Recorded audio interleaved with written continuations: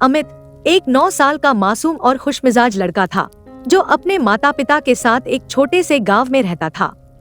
गांव छोटा था लेकिन उसकी सादगी और शांत माहौल अमित के जीवन को खुशियों से भर देता था। उसका परिवार गांव के सम्मानित और परिश्रमी लोगों में गिना जाता था। अमित के माता पिता ने दिन रात मेहनत करके एक छोटी सी जमीन और घर बनाया था। अमित का पिता एक ईमानदार और मेहनती किसान था।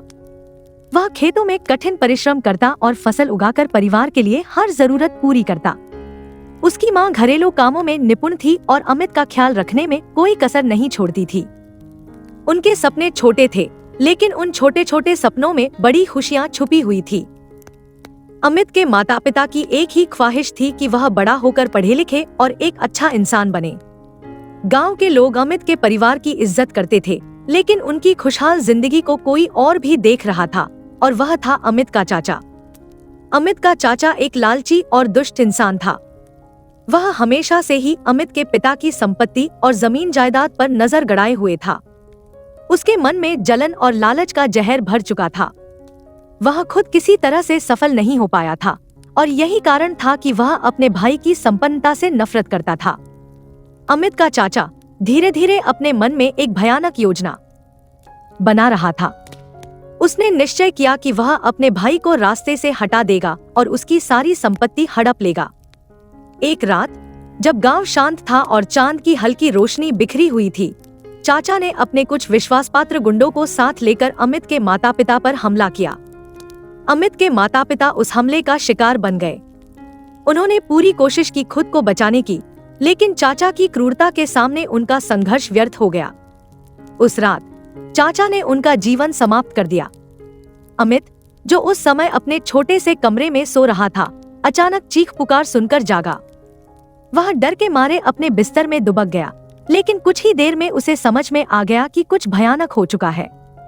चाचा ने सारा खेल चालाकी से रचा था ताकि गांव वालों को लगे कि यह एक साधारण दुर्घटना है। उसने सारी जायदाद और संपत्ति पर कब्जा कर लिया और गांव के लोगों को यह विश्वास दिलाया कि वह अमित का ख्याल रखेगा। लेकिन सच्चाई इससे बिल्कुल उलट थी। अमित अब पूरी तरह अकेला और बेसहारा हो चुका था। उसके माता पिता अब इस दुनिया में नहीं थे और उसका अपना चाचा ही उसका सबसे बड़ा दुश्मन बन चुका था। चाचा ने न सिर्फ उसके माता पिता की जान ली, बल्कि उसकी जमीन जायदाद पर भी कब्जा कर लिया। अमित ने किसी तरह से अपनी जान बचाई। वह उस रात अपने घर से भाग निकला और जंगल की ओर चल पड़ा। वह जानता था कि अगर वह चाचा के हाथों में फंसा तो उसका भी वही हश्र होगा जो उसके माता पिता का हुआ। जंगल में कई दिन और रात छिपते हुए अमित भूखा प्यासा और थका हुआ था।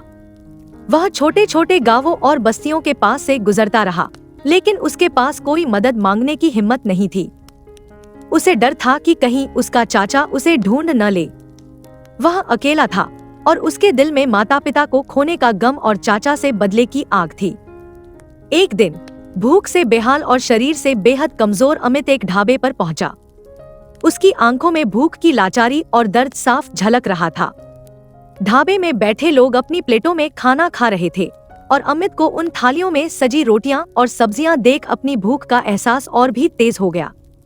अमित ने ढाबे के मालिक से हाथ जोड़कर खाने के लिए रोटी मांगी, लेकिन उसकी फटेहाल हालत देखकर ढाबे वाले ने उसे एक नीची नजर से देखा। पैसे हैं? उसने कठोरता से पूछा। अमित ने सिर हिला दिया। पैसे नहीं है तो रोटी भी नहीं मिलेगी। यह कहते हुए ढाबे वाले ने अमित को वहां से चले जाने का इशारा किया। भूख से परेशान अमित ने एक पल के लिए सोचा कि अब उसके पास क्या विकल्प है। पेट की आग इतनी तेज थी कि वह किसी भी तरह उसे शांत करना चाहता था। उसने इधर उधर देखा और फिर अचानक ढाबे के कोने में रखी हुई एक रोटी उठाई और भागने लगा। लेकिन अमित का भाग्य उस दिन भी उसके साथ नहीं था। ढाबे वाले ने उसे देख लिया और पीछे से पकड़ लिया। ढाबे के मालिक ने उसे इतनी बुरी तरह मारा कि उसका पूरा शरीर दर्द से करा उठा। लोगों ने भीड़ लगाई, लेकिन किसी ने भी उस छोटे बच्चे की मदद नहीं की। यह पहली बार था जब अमित ने इस निर्दयी दुनिया का ऐसा चेहरा देखा था। जिस एक रोटी के लिए उसे इतनी बुरी तरह से मारा गया, उस रोटी ने उसकी मासूमियत को हमेशा के लिए बदल दिया। उसके अंदर जो अब तक डर और लाचारी थी, अब वहां आक्रोश और बदले की भावना ने घर कर लिया था। अमित को उस समय यह एहसास हुआ कि इस दुनिया में जिंदा रहने के लिए केवल मासूमियत और ईमानदारी काफी नहीं होती। दुनिया की निर्दयता ने उसे एक नई राह दिखाई। उसका बचपन अब खत्म हो चुका था। अब वह एक अलग इंसान बनने की ओर बढ़ रहा था। अमित ने अपने गांव को हमेशा के लिए छोड़ दिया। उसने फैसला कर लिया था कि अब वह कमजोर और बेसहारा नहीं रहेगा। उसने शहर की अंधेरी गलियों में कदम रखा, जहां अपराध और हिंसा का बोलबाला था। अमित ने अपराधियों के एक गिरोह से संपर्क किया, जिनके बारे में उसे पता चला था। ये लोग शहर में लूटपाट, चोरी और हत्या के काम करते थे। शुरुआत में अमित सिर्फ उनके कामों को देखता था, लेकिन धीरे धीरे उसने भी उनके साथ मिलकर काम करना शुरू कर दिया। गिरोह के लोग अमित को अपने साथ शामिल करने में ज्यादा समय नहीं लगाते, क्योंकि उनमें भी वही गुस्सा और दर्द था जो अमित के अंदर जल रहा था। अमित की नफरत और बदले की भावना ने उसे अपराध की दुनिया में गहराई तक खींच लिया। कुछ सालों में अमित ने अपराध की दुनिया में अपना नाम बना लिया। उसका नाम अब सिर्फ एक चोर या लुटेरे के रूप में नहीं लिया जाता था, बल्कि उसे एक खूंखार डाकू के रूप में पहचाना जाने लगा। अमित का गिरोह अब शहर के अलावा आसपास के गांवों में भी लूटपाट करने लगा था। अमित ने हर एक लूटपाट और डकैती को अपने उस दर्द और गुस्से के साथ अंजाम दिया जो उसके अंदर उसके चाचा के खिलाफ जल रहा था। उसकी आंखों में सिर्फ एक ही मकसद था, अपने चाचा से बदला लेना। अमित के गिरोह के लोग भी उसे इज्जत की नजर से देखने लगे थे, क्योंकि उन्होंने देखा था कि कैसे वह अपनी चोट और दुख को ताकत बना रहा था। अमित का सबसे बड़ा सपना अब अपने चाचा से बदला लेना था। उसके मन में हमेशा वही रात घूमती रहती थी, जब उसके माता पिता को धोखे से मारा गया था। उसे अपने चाचा की हर एक बात याद थी, और वह जानता था कि उसे एक दिन इस कुकर्म का जवाब देना होगा। एक दिन अमित ने अपनी पूरी योजना बनाई। उसने अपने गिरोह के लोगों को इकट्ठा किया और कहा कि अब वक्त आ गया है कि वह अपने चाचा को उसके पापों का फल चखाए। अमित ने अपने चाचा के घर पर हमला किया। चाचा उस समय अपने परिवार के साथ सो रहा था। अमित और उसके गिरोह ने घर को घेर लिया और अंदर घुस गए। चाचा जब सामने आया तो उसे अमित को देखकर यकीन नहीं हुआ। वह सोच रहा था कि अमित कब का मर चुका होगा, लेकिन चाचा जब अमित को सामने देखता है तो उसकी आंखों में अविश्वास और डर साफ झलकने लगता है। वह सोच रहा था कि अमित तो मर चुका होगा, लेकिन आज उसके सामने वही बच्चा खड़ा था जिसे उसने खुद मारने की कोशिश की थी। लेकिन यह अमित अब वही मासूम बच्चा नहीं था। उसके चेहरे पर कठोरता और आंखों में बदले की आग थी। अमित ने अपने चाचा को जमीन पर घसीटते हुए लाकर अपने सामने पटक दिया। उसके गिरोह के लोग चारों ओर खड़े होकर यह दृश्य देख रहे थे। चाचा की आंखों में डर साफ झलक रहा था, वह कांप रहा था। तूने मेरे माता पिता को मारा, मेरी जमीन जायदाद छीनी और मुझे इस दुनिया में अकेला छोड़ दिया। आज मैं तुझे इसकी सजा देने आया हूँ, अमित ने कठोर स्वर में कहा। चाचा रोने लगा, माफी मांगने लगा, लेकिन अमित के दिल में अब दया की कोई जगह नहीं बची थी। उसकी आंखों में सालों की पीड़ा और गुस्सा जल रहा था। तूने मुझसे सब कुछ छीन लिया, अब मैं तुझे वह सजा दूंगा जो तूने मेरे माता पिता को दी थी। अमित ने अपनी तलवार निकाली और उसके चाचा को मारने के लिए तैयार हो गया। उसकी आंखों में बदले की वह आग थी जो अब तक शांत नहीं हुई थी। लेकिन जैसे ही उसने तलवार उठाई, उसे अपनी माँ की आवाज सुनाई दी। बेटा, बदला लेने से कुछ नहीं मिलेगा। हमारे संस्कार यही सिखाते हैं कि माफी और दया ही सबसे बड़ी ताकत है। अमित का हाथ एक पल के लिए रुक गया। उसे अचानक अपने माता पिता की शिक्षा और उनके दिए गए संस्कार याद आने लगे। उसकी माँ हमेशा कहती थी कि हिंसा से कुछ भी हासिल नहीं होता, और उसके पिता ने उसे सिखाया था कि इंसानियत सबसे बड़ी चीज है। अमित के मन में एक अजीब सी कशमकश शुरू हो गई। उसकी आंखों के सामने वह रात घूमने लगी जब उसके माता पिता मारे गए थे, और साथ ही वह दृश्य भी जब उसे ढाबे वाले ने मारपीट कर अपमानित किया था। लेकिन फिर उसे याद आया कि उसके माता पिता उसे हमेशा सच्चाई और ईमानदारी के रास्ते पर चलने की सीख देते थे। क्या मैं भी उसी रास्ते पर चलूं जिस पर मेरा चाचा चला था? अमित ने खुद से सवाल किया। अगर मैं उसे मार दूं तो क्या मैं उससे अलग रह पाऊंगा? क्या यह मेरे माता पिता की आत्माओं को शांति देगा? उसके अंदर एक तूफान चल रहा था। बदले की आग और उसके माता पिता की सीख, दोनों उसके मन में संघर्ष कर रहे थे। आखिरकार अमित ने तलवार नीचे रख दी। उसने अपने चाचा को देखा, जो अब पूरी तरह डरा और लाचार दिख रहा था। तूने मुझे सब कुछ छीन लिया, लेकिन मैं तुझसे वह नहीं छीनूंगा जो मुझे सबसे ज्यादा प्रिय है, मेरी इंसानियत। अमित ने अपने चाचा को माफ कर दिया।